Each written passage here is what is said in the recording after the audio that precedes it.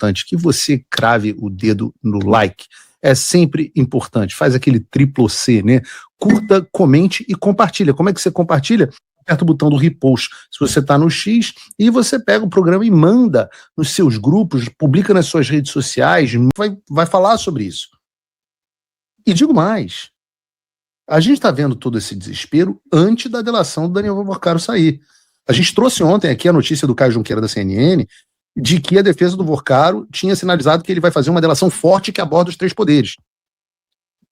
Se a coisa tá assim antes da delação sair, imagina quando nós soubermos do que o Vorcaro sabe. Brasília vai queimar, meus amigos. Agora, sentem comigo, vamos nos excitar aqui. Vocês imaginem a delícia que não seria uma Magnitsky entrando assim agora no meio dessa história. Enquanto isso, uma Magnitsky agora, assim, agora não, em julho, a delação do Vorcaro em maio, o bicho pegando, Alexandre pautorando, os senadores todos querendo se reeleger, o assunto número 1, Alexandre, aquele clima no Brasil, e aí, pum, entra uma Magnitsky assim, deslizando. Hein? Seria bom demais.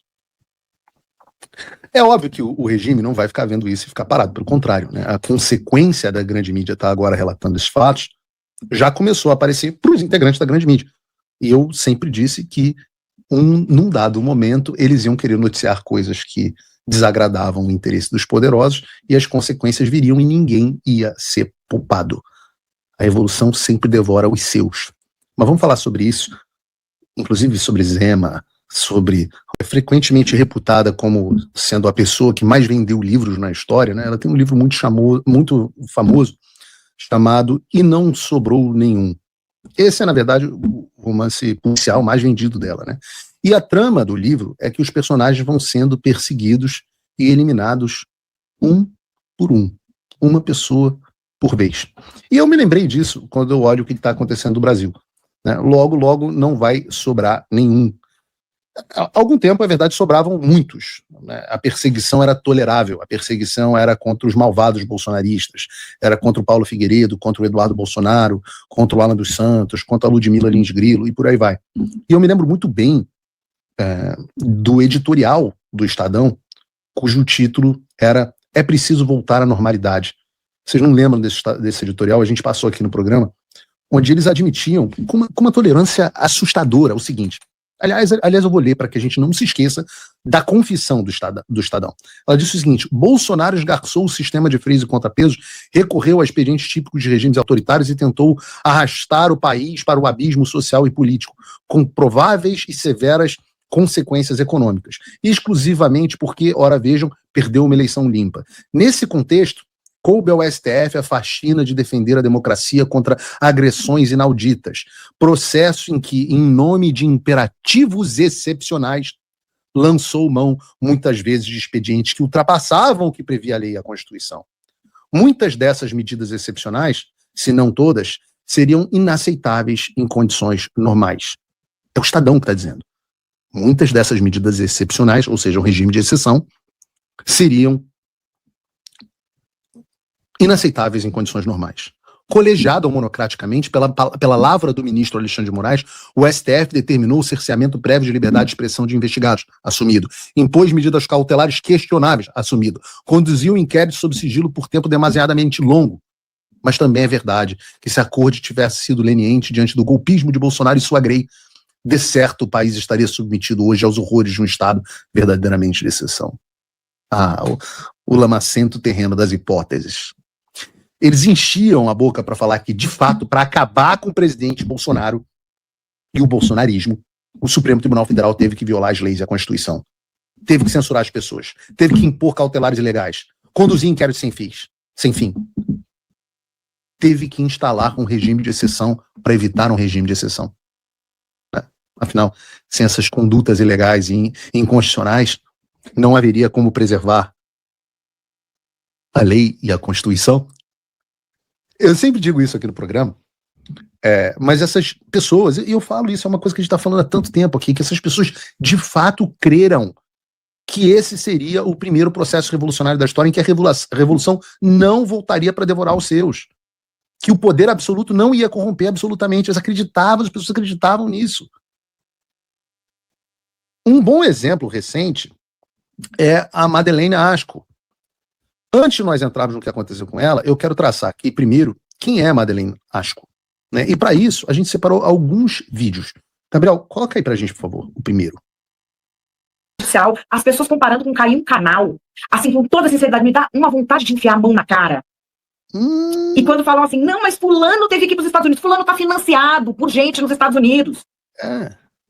Pra falar bobagem, pra idiota acreditar. Teve gente que foi injustiçada, sim, depois de perseguir muita gente. Ah, mas ninguém defende. Tem vários fulano que falam assim, ah, mas fulano tá preso injustamente, tá? E por mim tinha pena de morte pra ele. Lixo. Nossa. Enfia a mão na cara. Nossa, ela enfia a mão na cara dos outros. Defendendo a perseguição de quem teve que se exilar nos Estados Unidos, ainda dizendo que tem gente injustiçada assim, mas que na verdade os injustiçados merecem pena de morte, né? Afinal, bolsonarista. Bolsonarista tem mais o quê, né, Madeleine? Tem um vídeo falando sobre a CPI das fake news. Lembra, Madeleine? Eu lembro. Aquela que usaram para tentar derrubar o governo Bolsonaro com base em mentiras, aquela que promoveu e plantou a ideia da censura, do gabinete do ódio, que foi incorporada pelo Alexandre de Moraes no inquérito das fake news, né? O que você achava disso, Madeleine? Me lembra aqui nesse vídeo. Reconfiguração do PSL, você acha que vai sair coisa boa dali? Vai? Acho não. Eu sei que. É preciso dizer que ela ajuda a CPI, né? Também. Duas pessoas muito importantes aqui conosco. Jornalista, né? Jornalista ajudando a CPI das fake news, morrendo de rir quando disseram que as alterações na composição do TSE ajudariam, né, na CPI das fake news, a ter mais eficiência contra o governo Bolsonaro. Mas tudo bem, né? Porque era contra o Bolsonaro, estava tudo certo. Eu acho como tudo é muito curioso, assim, quando é tudo muito engraçado para essas pessoas. A Madeleine também, além de bravinha, macha, ela morre de rir, né? Morre de rir. A Madeleine tem bom humor. Vamos lembrar da Madeleine rindo de coisas legais. Ferro de solda na tornozeleira. Ferro de solda e fugir. Ferro de solda. Ferro de solda. Gente, ferro de solda é muito puxado, vai. É muito puxado. É muito puxado. Aí, gente, tem nos comentários um pessoal que usa lá mais uma. Em breve farei um pronunciamento em cadeia nacional, aguardem. Eu não tava rindo, tá? Eu tô com processo alérgico. Aí eu vou ficar assim, às vezes, tá? Aqui, ó. Estamos a 0 dias sem prender presidente. Nosso recorde é 2.226 dias. Pois é. Vamos fazer uma vigia e orar por você. A tornozeleira eletrônica tá na maldade, falando que vai lá. Gente, eu não tava rindo. Não vai, eu tô com processo alérgico. Terrível. Terrível. As pessoas às vezes acham que eu tô rindo, né? Aqui, gente. Curso de soldador de tornozeleira. De tornozeleira. Pois é. Pois é. Tem mais aqui, ó. Foto presidencial. Engraçado, né? Prisão ilegal de um sujeito. Um senhor que acabou tendo problemas graves, né, de saúde. Engraçado. E hoje em dia, como é que você tá, Madeleine Ashko? Ah, hoje você está sendo notificada pela Advocacia Geral da União por fazer uma publicação sobre o PL da misoginia, que o Érico Hilton, nosso querido deputado Felipe Santos, não gostou, né? É engraçado, né? É de se esperar que uma pessoa que apoiou tanto a censura em relação aos outros fosse entender que para o sucesso da revolução, a sua censura também tem que ser justificada. Mas parece que a Madeleine Ashko não reagiu muito bem a isso, não. Tá tudo tranquilo aí, Madeleine? Eu vi esse vídeo aqui, passa aí pra gente, Gabriel. Inaceitável! São 30 anos! 30 anos! Não, volta que eu quero ver do zero. É inaceitável! São 30 anos! 30 anos! Levando meu trabalho a sério pra isso! Pra isso! Cadê a Eu não tô rindo, não. Eu tô só com um processo alérgico. Fica tranquilo. redação? Cadê? Desculpa! Nunca se pediram nesse estado! Coloca aqui de novo essa mentira sobre mim! Maldito! Maldito! Com essa máquina de censura! Eu não tô rindo, não, gente. Calma. É só um processo alérgico. É só um processo alérgico. Fique tranquilo. Eu vendo uma fiel apoiadora do inquérito das fake news, da CPMI das fake news, alguém que teve na gênese de tudo isso da censura e agora se tornou uma das perseguidas. Filha, você achou que você ia ser poupada? Jura? Você não pode ser tão burra assim. Liberdade de expressão, eu falo isso sempre, é igual gravidez. Ou você tem ou você não tem. Não existe meia liberdade de expressão. Liberdade de expressão existe para proteger o discurso indesejado. O discurso desejado não precisa de liberdade de expressão. E você acha que porque o Paulo Figueiredo, se eles têm poder de calar o Paulo Figueiredo, vocês acham que eles não vão ter o poder de calar a Madeleine Arrasco? Se eles têm o poder de calar alguém que é líder de audiência, um jornalista premiado em 2 países, você acha que eles não vão calar uma pessoa que ninguém nem lembra que existe? Eu vou dizer o que eu lembro da Madeleine Arrasco. Eu lembro da Madeleine Arrasco no tempo do Antagonista, com a maquiagem pesada, sempre foi muito feia, mas ela botava os peitões assim, com decote. É só isso que eu lembro dela. Você lembra? Responda aí no chat se você lembra da Madeleine Arrasco. Qual foi a última coisa que você viu de relevante da Madeleine Arrasco? Isso afetou tanto a moça que ela surtou. Surtou, não só surtou nesse esse ataque de perereca aí que ela teve no ar, como pelo mero fato de eu ter chamado no X a atenção para essas incoerências dela, que são flagrantes, ela fez um post sobre mim, dizendo, e aí, Advocacia Geral e Erika Hilton, como explicar que o Eduardo Bolsonaro, Paulo Figueiredo e Alan dos Santos me atacam, olha a palavra aí que o pessoal gosta, me atacam justamente, não, atacam justamente quem vocês miram, e exatamente quando vocês miram. Contem a razão dessa coincidência bizarra. Seria interessante o Jorge Messias explicar por que os patriotas EAD, acusados de golpe de Estado, perseguem quem a AGU transforma em alvo. Muito curioso isso. Meu irmão, ontem eu era contratado pela Globo. Agora, quantas carreiras essa mulher pode ter cheirado para achar que eu sou parceiro do Messias e do Érico Hilton? Eu! E a minha função é perseguir quem eles transformaram em alvo. Não pode ser o uso de drogas, tem que ter um limite. Eu não sou puritano, não. Eu acho que drogas fazem sempre mal, mas tudo bem, cada um faz aí o que quer. Mas nesse patamar, a pessoa para achar que...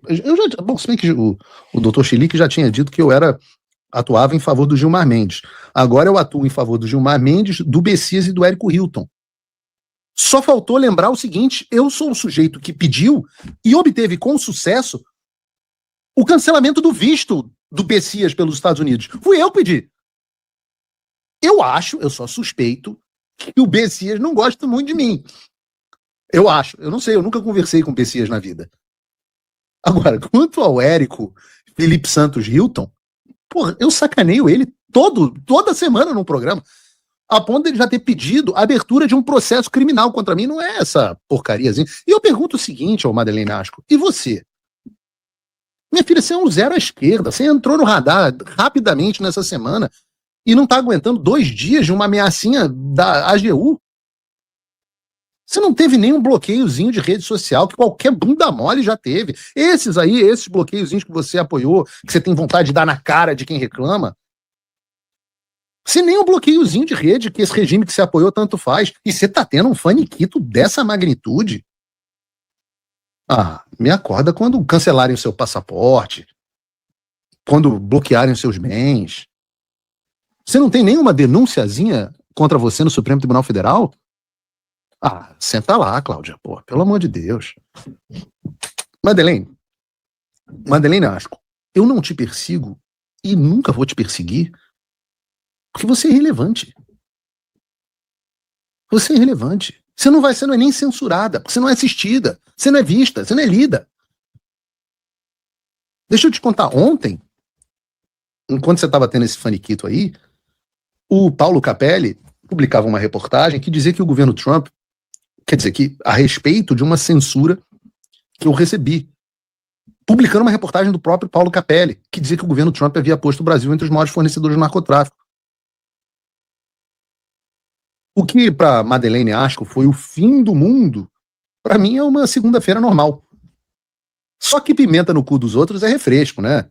Quando era a prisão ilegal do Bolsonaro, aí não parava de rir. Mas você recebeu um papelzinho da AGU e deu esse chilique, filha.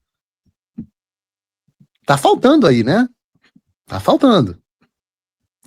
30 anos com essa pele fina? Cadê a carapaça? Cadê a antifragilidade? Cadê aquela machona que queria dar na cara dos outros? Foi um papelzinho da AGU? Porra! Eu faço coleção, isso aí eu faço coleção. Mas é óbvio